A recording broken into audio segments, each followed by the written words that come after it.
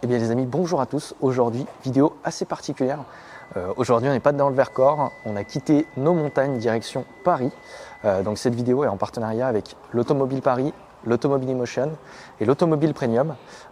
Donc on est là aujourd'hui pour vous présenter leur showroom. On va passer quelques jours sur Paris, donc on va avoir l'occasion également de vous présenter quelques-unes de leurs voitures en vidéo un peu plus détaillée. Donc n'hésitez pas à vous abonner pour pouvoir justement avoir toutes les vidéos parce que vous allez avoir des modèles très particuliers. Donc c'est parti, petit tour du showroom. On va vous expliquer un peu en quoi consiste ce garage et vous donner notre avis sur quelques configs de voitures. C'est parti.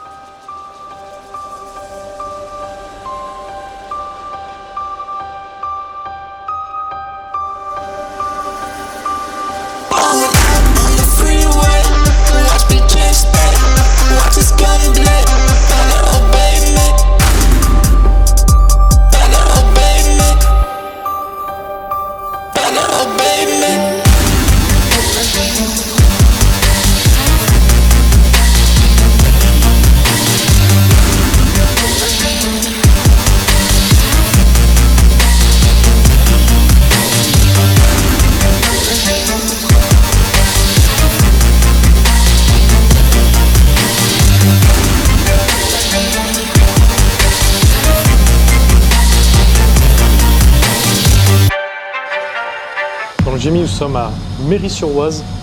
Tout à fait, donc on commence par les plus gros modèles. Donc là on est sur un Range Rover magnifique, très belle config. Donc celui-ci est vendu déjà. Donc vous allez voir, il y a des modèles très atypiques, mais restez jusqu'à la fin parce que clairement le meilleur est pour la fin. Vous allez voir de très belles italiennes. Donc là on est sur un Range Rover classique. Donc quand on dit classique, c'est pas le Range Sport quoi, c'est ça? Ce n'est pas le Range Sport, tout à fait. Mais je pense que ça marche quand même pas mal. Ah oui. Donc là c'est une config assez simple. À la James Bond quoi, gris. Assez sobre, jantes grises, assez passe-partout. Ça il paraît que c'est super confort, vraiment. On est sur un confort nettement supérieur c'est même que ce qu'on retrouve sur un Cayenne par exemple. À un moment il disait que c'était vraiment... C'était une Rolls, c'était la Rolls des 4x4 quoi. Tout à fait, c'est le genre de voiture où vraiment vous pouvez rouler sur une route défoncée, vous êtes sur un matelas, vous ne sentez rien de ce qui se passe sous les roues. Donc ça c'est super agréable. Moi j'ai une petite anecdote.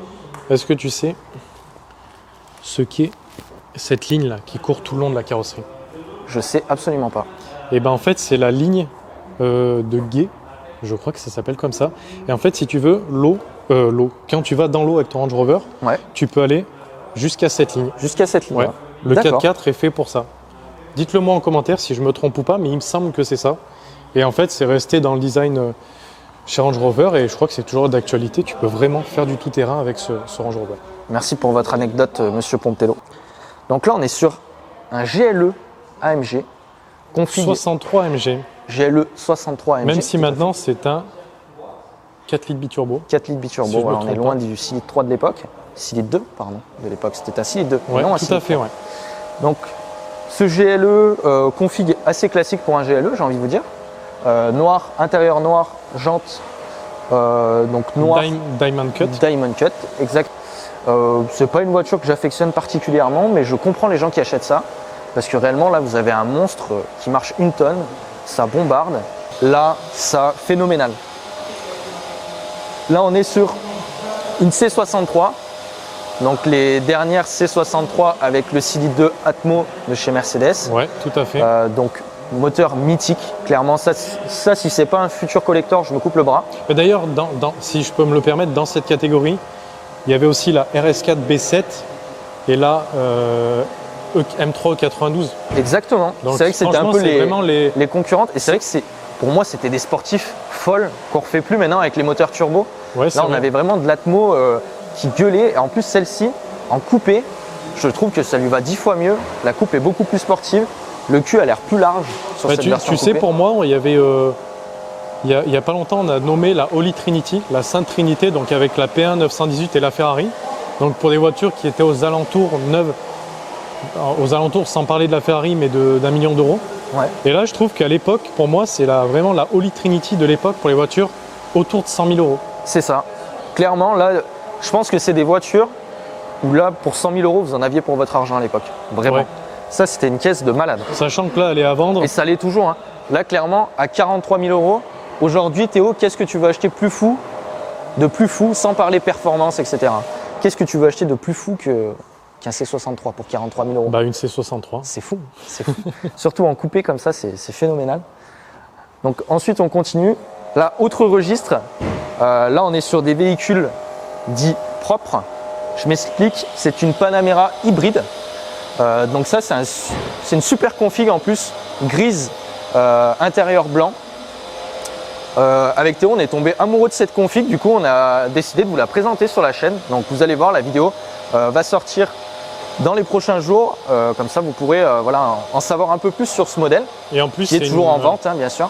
En plus, c'est une Sport Turismo, donc vraiment le break de chasse avec le petit béquet à l'arrière. Avec ses feux 3D magnifiques. Mais bon, on n'en parle pas trop, elle va passer sur la chaîne. À côté, on a un autre mythe de l'automobile. On continue donc, à savoir que pour ceux qui n'ont pas forcément suivi l'histoire, donc avant sur la chaîne, hein, comme vous pouvez retrouver les vidéos, j'avais une Corvette C6 qui a été vendue au profit du Speedster.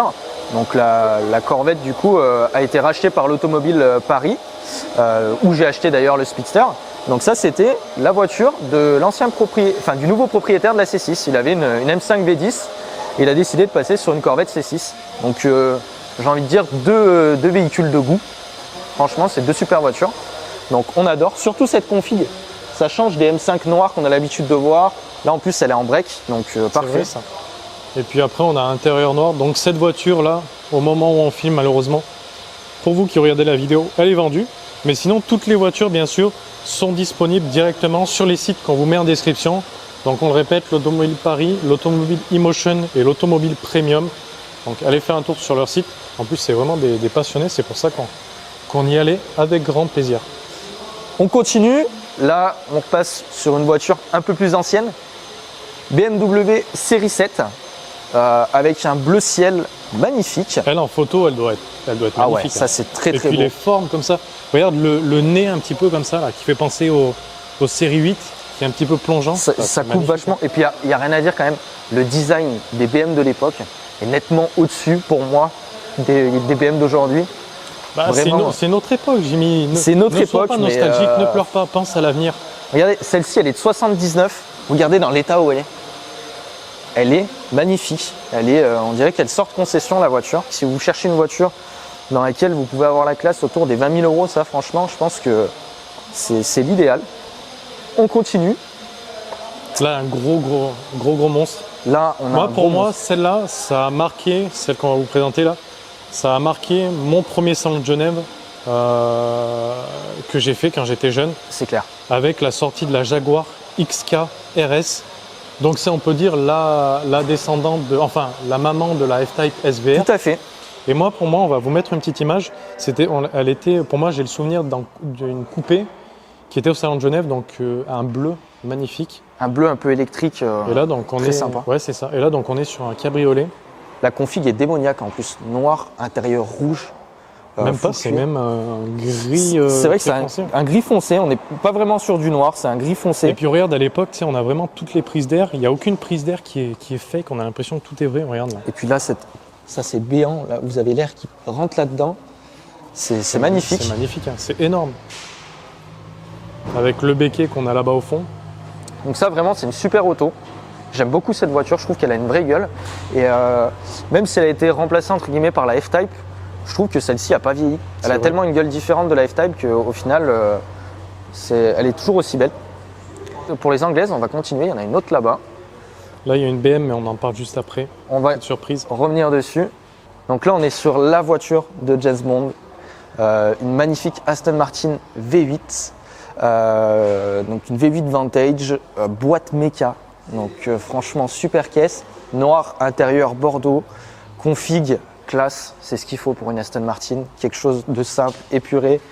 Jantes grises. Très jolie. En plus, cette peinture, alors je ne sais pas si on va le voir à la caméra, mais il y a énormément de paillettes. Quoi. Et puis boîte méca puriste uniquement.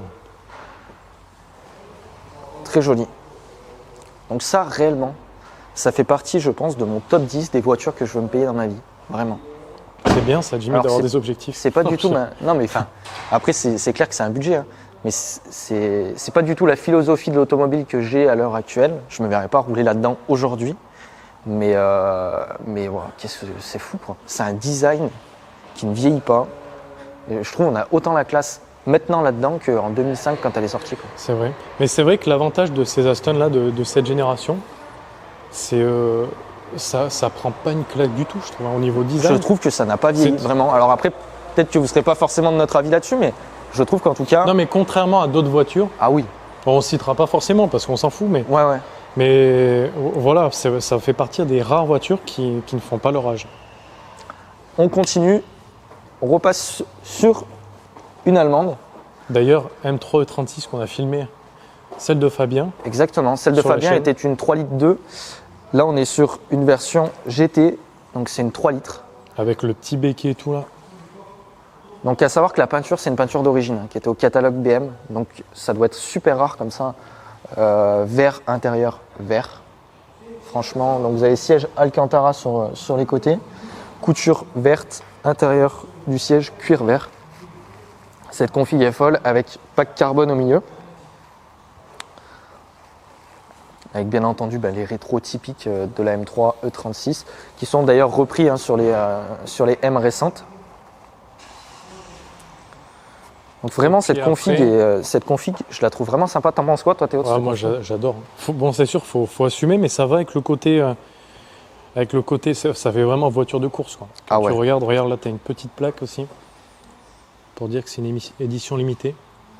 Et puis à l'avant, moi j'adore l'avant avec la lame qui fait vraiment, ça fait penser un petit peu au DTM, tu sais, de l'époque. Oui. Elle est magnifique celle-là. Elle est magnifique. Donc là, on ne peut pas s'empêcher d'aller écouter le bruit de la M3 E36. On va écouter tout ça. Petit cold start.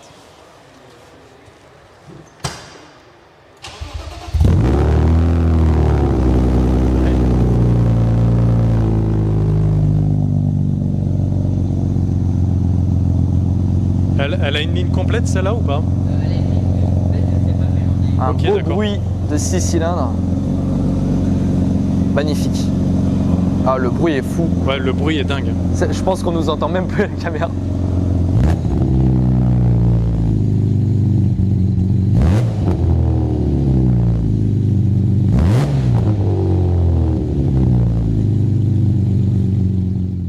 Donc là, Jimmy, si tu veux bien, je vais prendre un petit peu la parole sur les voitures, tout ce qui est Porsche, voiture allemande, tout ça. Non, mais en étant sérieux, là, on a une magnifique Porsche Boxster Spider. Donc c'est vraiment une voiture à part, je trouve. C'est une voiture qui a pas vraiment, si je peux me le permettre, d'intérêt comme un petit peu la 900 Spider. Parce que c'est vrai qu'on a un double bossage à l'arrière qui est pas forcément pratique pour ce qui est d'actionner la capote. On a des montants là qui viennent se fixer sur ces crochets rouges. Mais par contre, c'est une caisse. Regarde, tu as des sièges baquets, tu as une boîte méca. Moi, je suis absolument fan de cette voiture. Vraiment, je trouve le design est top. Ah, elle est vraiment magnifique. Je trouve que ça lui va super bien. Boîte méca, bien entendu. Passionné uniquement. Et puis vraiment, le Boxster Spider, tu as vraiment l'impression d'avoir une GT4, mais en version… en version cab. Cab, quoi, avec pour remplacer les poignées de bord. C'est vraiment fantastique. Sur le Boxster Spider, là, au niveau des compteurs, tu n'as pas de casquette de compteur. Et moi, j'avais même pas fait gaffe, en fait. Et en fait, c'est tout simplement pour une question de poids. Parce que la voiture, même à l'arrière, donc le double bossage à l'arrière, il n'y a même pas de vérin. Donc c'est tout dans une optimisation de poids. Puis avec le petit béquet à l'arrière. Le petit béquet toujours. Boxster Spider. Après on passe sur une Porsche 997 phase 2 turbo. Donc elle, c'est une config, il faut aimer, mais c'est une config originale. Celle-là vient de Dubaï. Donc on a une config un petit peu qui change. Avec un cuir, je sais pas comment décrire ce cuir. Un peu cuir couleur Hermès un peu. Ouais, c'est vrai, ouais. Ça fait un peu cuir Hermès, un peu plus foncé, un peu plus cuivré un peu. C'est vrai ça. Avec des détails un petit peu gris. Moi j'aime bien cette config. Donc là celle-ci bien entendu boîte auto. Boîte automatique directement et puis que dire d'autre, voilà. Donc voilà, config assez simple. Après avec l'intérieur qui est un peu exotique. Après, sinon le blanc est sympa. Après si tu veux bien on va parler de notre péché mignon. Ah, Enfin, ça, du mien plus particulièrement. 997 phase 1 GT3. Voiture fantastique qu'on a pu essayer grâce à notre ami Sylvain qu'on salue. Sylvain qui l'a en rouge, vous pouvez retrouver directement la vidéo sur la chaîne YouTube. Donc celle-ci a une belle config, donc blanche avec un intérieur noir, volant en Alcantara, wow. Levier de vitesse en Alcantara, frein à main, tout ça. Elle est magnifique. Pack chrono, ça c'est pour les puristes. Ça j'adore cette caisse quand même. Mais ça c'est une voiture Et achetée, puis le gros avantage, ça on ne dit pas assez de la 997 comparé à ses remplaçantes, c'est qu'elle avait un gabarit qui était beaucoup plus petit. Ouais. Aujourd'hui, mettez une 997 et une 991 à côté, vous allez vraiment sentir la différence au niveau du gabarit. Ah oui, tu mets une 992, c'est encore plus gros. Et une 992, c'est encore plus gros. Et moi, j'ai un peu du mal avec ces Porsche 911 qui s'embourgeoisent un peu trop. Encore sur la 991, je trouve que ça se sentait pas tellement, mais la 992, alors on va attendre voilà, que la GT3 soit totalement, non, mais après, la GT3 RS soit dévoilée. Mais si tu as le point de vue du service marketing, eux maintenant ils veulent faire une voiture qui est plus GT. Et oui. Faire une voiture qui est plus agile, les réserver pour les 718 Boxster et Cayman quoi. Tout à fait. Mais je trouve que cette 911 GT3 c'est la plus réussie des 911 GT3 de toute génération confondue. Ah ouais, t'aimes bien toi? Ah ouais, celle-ci j'adore. Moi ma préférée c'est vraiment celle-là en phase 2 et RS. Donc avec le magnifique 6 cylindres 3.8. Et puis après on termine sur au niveau des Porsche un Boxster 981. Ça ce coup-ci c'est GTS. C'est mon péché mignon, le Boxster GTS. Ah ça c'est beau ça.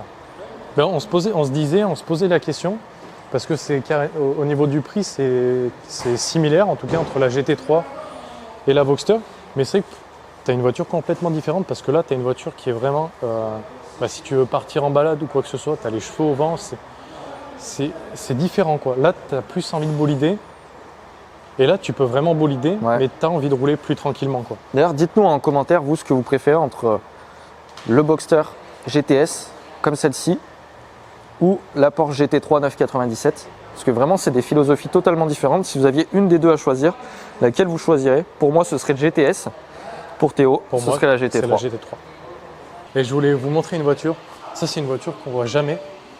Une voiture pas forcément, entre guillemets, hyper rare, mais regardez. KTM X-Bow. Moi, j'ai envie de demander à KTM, mais qu'est-ce qui vous est pris de fabriquer une voiture quoi. Et le pire, c'est qu'ils l'ont réussi en plus. Ouais. Vraiment, c'est... Et en plus, ça ressemble aux motos. Tu sais, c'est vachement des lignes coupées à la serpe et tout. On a directement vu sur les pneus slick à l'arrière. Regarde, là, tu as la prise d'air pour refroidir les radiateurs. Là, il ne faut surtout pas marcher là-dessus. Ouais. Sinon, tu arraches tout. Donc, tout est en carbone. Et c'est vraiment cellule en carbone. Quoi. La boîte les sièges, c'est même pas des sièges, c'est de la mousse. Sont moulés dans le carbone. C'est de la mousse, tout simplement. Tu as tous les commodos qui sont directement sur le volant. Là, on a vu directement sur les amortos. Sur toute la triangulation. Et puis, ce qui fait que cette voiture est incroyable, c'est quand tu la conduis, tu vois vraiment le mouvement des garde-boue et le travail des suspensions. Ouais. En plus, suspension WP qui vient du monde de la moto. Tout à fait. Et là, du coup, forcément, moteur arrière avec la prise d'air entre les sièges. Prise Naka, ouais. La prise Naka qui vient refroidir, du coup, directement le bloc. Un bloc Audi, mais je crois que c'est le bloc de la RS3 même. Et maintenant, on garde le meilleur pour la fin. Donc, les Ferrari, elles sont juste là. Donc les deux Ferrari. 360 Modena, pardonnez-moi, je bégaye parce que c'est une boîte méca. C'est une boîte méca magnifique. Donc celle-ci, elle va être présentée sur la chaîne. Donc abonnez-vous encore une fois parce qu'on va vous présenter du coup celle-ci en vidéo. Donc ce sera l'occasion de faire une belle vidéo. En plus, une config très particulière. Intérieur marron extérieur rouge un peu bordeaux et elle fait un son de malade. On va vous mettre un extrait pour que vous puissiez entendre ça.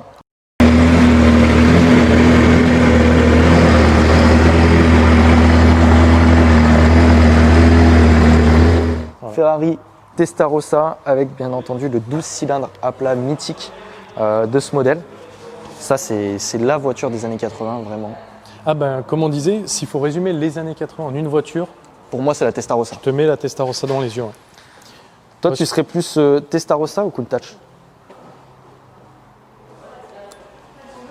Aidez-moi dans les commentaires. Ça c'est un dilemme.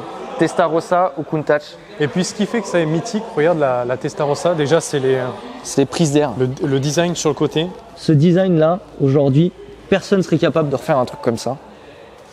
Et puis après, je trouve que les jantes aussi. L'arrière, on se rend pas compte à quel point cette voiture est large. Mais vraiment, c'est plus large que la C6, je pense. C'est super large. Là, on a directement la grille avec le moteur qui se situe juste en dessous. Et ouais, ça c'est vraiment années 80. Ça, c'est une voiture de fou. Avec la grille en H, boîte méca, intérieur un peu crème. Donc ça, vraiment, voiture mythique. C'est juste avec mythique. Les jantes 5 branches. Donc voilà un peu pour le tour du showroom. Et maintenant, prochaine vidéo, abonnez-vous parce que maintenant on va faire les essais. Et là, ça va être bien.